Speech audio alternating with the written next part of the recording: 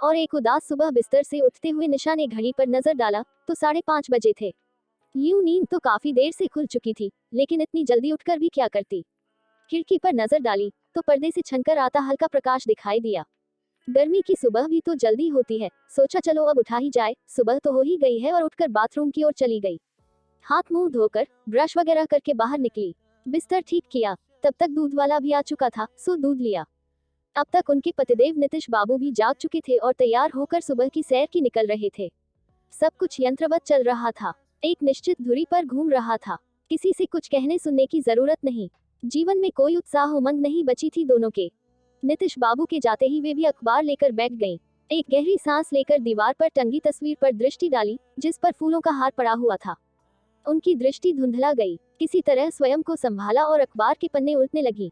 हालांकि कुछ दिखाई नहीं दे रहा था। उन्होंने फिर अपने सिर को झटका दिया, नियति के आगे आखिर किसकी चली है। और जो सच है वह तो है ही, उसे स्वीकारने में ही भलाई है, बजाय इसके कि जो नहीं है उसके लिए रोते रहें। और उन्होंने बगीचे की ओर रुख किया, कुछ साफ सफाई की, सूखी पत्तियां झाड़ी, लताएं जो गिर रही थी उन्हें सहारा दिया। तब तक नीतीश बाबू भी दूर से जाते हुए दिखाई दिए और वे चाय बनाने के लिए किचन की ओर चल दी। चूल्हे पर चाय की पतीली चढ़ाकर वे फिर ख्यालों में खो गई। नीलेश उनका इकलौता पुत्र, उम्र थी यही कोई 18 वर्ष, होनहार, महाविद्यालय का छात्र। ऐसी ही एक सुबह वे तीनों पिकनिक के लिए निकले और बस 15 मिनट बाद ही कार का एक्सीडेंट हो गया। नीलेश ही कार ड्राइव कर रहा था। वे शुरू से ही टोक रही थी स्पीड कम करने के लिए, लेकिन शरारत से मुस्कुराते हुए उन्हें डराने के लिए कार तेज और तेज चलाए जा रहा था। तभी अचानक सामने से एक ट्रक आया। तुरंत उसने कार साइड में की, पर कार कुछ ज्यादा ही साइड में चली गई और सड़क के किनारे खड़े एक पेड़ से टकरा गई, और बस सब कुछ खत्म हो गया। हालांकि नीलेश को तुरंत अस्पताल भी ले जाया गया, लेकिन फिर भी वह बच न सका। और किस्मत का खेल तो देखो, इन दोनों को बस मामूली खरोंच ही आई थी। कलेजे पर पत्थर रख अपने जिगर के टुकड़े के अंगों का दान कर दिया था दोनों ने। समाज सेवा में रुचि जो थी उनकी। कितने बुरे दिन थे वे। महीनों उनकी आंखें नहीं सूखी थी, जिंदगी बेमतलब की होकर रह गई थी, लक्ष्यहीन। फिर भी जब तक जीवन है जीना तो था ही। उन्होंने पौधे लगाए, एक पप्पी भी पाला, ताकि अपने दुख पर से ध्यान कुछ हट सके। लेकिन वह कोई छोटी मोटी तलैया तो थी नहीं कि ध्यान हट जाता। ये तो दुख का महासागर था, जो रह रहकर हिलोरे मारता था। ईश्वर को भी इस उम्र में ये दुख देना था, जब वे न इधर के थे न उधर के, मझधार में थे, 40-45 के बीच की उम्र के। फिर भी समय सबसे बड़ा मरहम होता है, जो जख्मों को भर ही देता है। चाय उफन कर ऊपर आ रही थी। निशा की तंद्रा टूटी और झट गैस ऑफ कर चाय छान कर उन्होंने ट्रे में रखी और आ गई बाहर नीतीश बाबू के पास, जो वही लान में बैठे अखबार पढ़ रहे थे। इतना बड़ा मकान है और वे सिर्फ दो। बनवाते वक्त तो सोचा था कि नीलेश की शादी होगी, बहू आएगी, पोते पोतियों से घर भरा रहेगा, और इस कारण भी बनवाया लिया था कि बेटे को बाद में परेशान न होना पड़े। और अब तो इतने बड़े घर की साफ सफाई ही महंगी पड़ गई है। इतनी धूल जमती है कि बस पहुंचते जाओ, वह जमती जाएगी। वैसे कभी कभी उन्हें धूल का जमना भी अच्छा लगता है, कम से कम एक काम तो मिल जाता है, वरना करे क्या। घर तो जैसा का तैसा व्यवस्थित रहता है, कोई भी चीज अपनी जगह से हिलती नहीं जब तक कि वे न उठाएं। नीलेश था तो कितना बखेड़ा किए रहता था, कहीं बल्ला पड़ा है तो कहीं गेंद, कहीं स्केट्स, जूते मोजे तो सारे घर में पड़े मिलते थे उसके, और कपड़े तो पूछो ही मत। कितना शौक था उसे पहनने ओढ़ने का। दिन भर उसकी चीजों को समेटने में ही वक्त बीत जाता था। कुछ कहो तो बस उसकी वही शरारत भरी मुस्कुराहट। अब कुछ अव्यवस्थित होता ही नहीं, जो जहाँ है वही रहता है। धूल की शुक्रगुजार है निशा, वह जमती है तो झाड़ पोंछ करने को तो मिलती है, क्यों न मकान किराए पर दे दे। नीतीश बाबू चाय पीते हुए बोले। वे चौंकी, क्यों, क्या हुआ अचानक? नहीं, अचानक नहीं, कई दिनों से सोच रहा हूँ। इतना बड़ा 2 मंजिला मकान है, सूना सूना पड़ा रहता है, ऊपर वाला हिस्सा किराए पर उठा दे तो कैसा रहेगा? किराएदार रहेंगे तो थोड़ी चहल पहल रहेगी, सुरक्षा की दृष्टि से भी ठीक रहेगा। हम दोनों ही रहते हैं, रात में रात कोई कष्ट हो तो सहारा रहेगा, कहीं आना जाना हो तो घर सूना तो नहीं रहेगा। वे बोले। वे बात कर ही रहे थे कि गेट खुलने की आवाज आई। लगभग 35 वर्षीय एक आकर्षक व्यक्ति दिखाई दिया।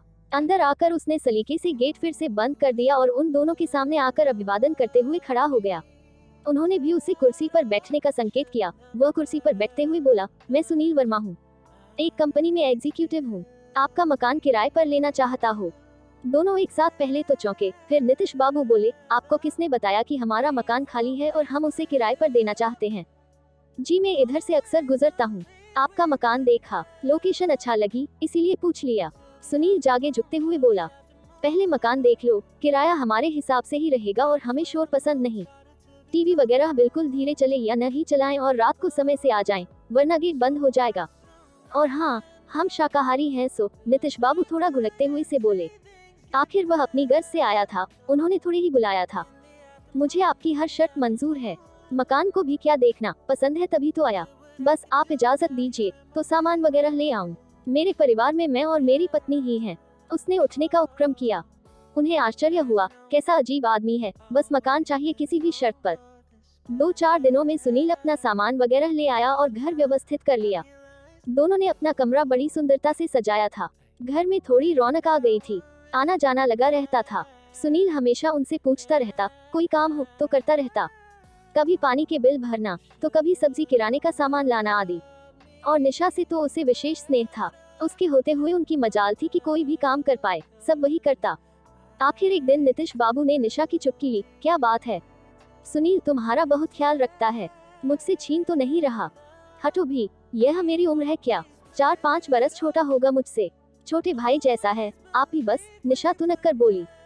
उम्र है तो क्या हुआ, दिखती तो नहीं हो। नितिश ने फिर छेड़ा, कौन जाने सोच रहा हो कि सेवा करने से हम प्रसन्न हो जाएंगे, दिल जीत लेगा वह हमारा इस तरह, तो हम यह मकान उसे ही दे दें।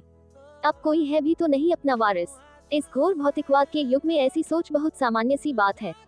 निशा ने एक और तरह से सोचा, हाँ हो सकता है, ऐसे लोग कुछ भी कर सकते हैं, मेरा मतलब है कि हत्या भी। जरा होशियार रहना, नितिश बाबू ने आशंका जताई। कुछ दिनों बाद एक दिन निशा की तबीयत बहुत खराब हो गई। इतना तेज बुखार था और इधर नितिश बाबू बिजनेस टूर पर गए थे, सुनील ने ही संभाला। दिन रात उनकी सेवा की, रात रात भर जागकर उनके माथे पर बर्फ की पट्टियां रखता, पाँव सहलाता, थोड़ी थोड़ी देर पर फलों का रस, पानी, दवाइयाँ वगैरह देता, बाथरूम तक सहारा देकर ले जाता, कोई कसर नहीं छोड़ी सुनील ने उनकी देखभाल में।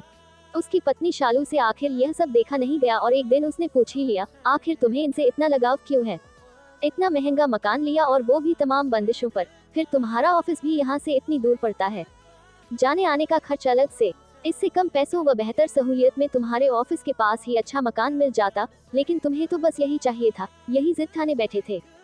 आखिर कौन लगती है वह तुम्हारी, क्या रिश्ता है उससे तुम्हारा। सुनील को गुस्सा तो बहुत आया, लेकिन वह स्वयं पर काबू रखते हुए आवाज दबाकर बोला, चिल्लाओ मत, उनकी नींद खुल जाएगी। वह मेरी माँ लगती है और पूछना है कुछ। माँ? हाँ हाँ, शालू व्यंग्यात्मक लहजे में हंसते हुए बोली, कम से कम इस पवित्र रिश्ते को तो बदनाम मत करो, हम उम्र है वह तुम्हारी, देखने में भी अच्छी भली। चटाक, शालू कुछ और बोलती, इसके पहले ही सुनील का हाथ उठ गया। हतप्रभ शालू देखती ही रह गई और वह बोलता ही चला गया, हाँ माँ लगती है वह मेरी, उनकी कोख में पले शरीर का एक अंग प्रत्यारोपित है मेरे शरीर में, उसने नया जीवन दिया है मुझे। आज जो मैं ये चल फिर रहा हूँ, जीता जागता तुम्हारे सामने हूँ, तो केवल उनकी ही बदौलत। अपने पुत्र की मृत्यु के बाद उन्होंने उसके गुर्दे दान कर दिए थे, वे मुझे ही प्रत्यारोपित हुए थे, डॉक्टर ने बताया था। उन्हें तो इतना भी होश नहीं था कि इस बात को जाने कि उन्होंने दान किसे दिया है। बेटे की मौत के सदमे में भी विवेक से पल्ला नहीं झाड़ा उन्होंने और महादान किया, और फिर पलट कर देखा भी नहीं कि किसे दिया।